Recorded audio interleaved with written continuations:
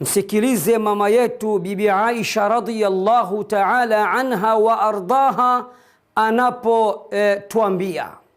Anasema Bibi Aisha, qultu ya Rasul Allah, nilimwambia Bwana Mtume sallallahu alayhi wasallama, ya Rasul Allah, araaita in alimtu ay laylatal qadri ma aqulu fiha.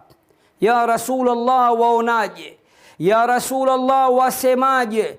Allah akiniwafikisha nikajua kwamba huu ndio usiku wa Lailatul Qadri, niseme nini? Nisome adhkar gani? Nisome dua gani?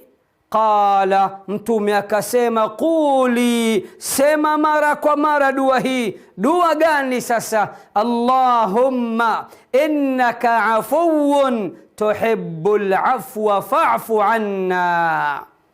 Ewe Allah, hakika yako wewe ni mwingi wa kusameh na unapenda mno kusameh, basi tusameh sisi makosa yetu.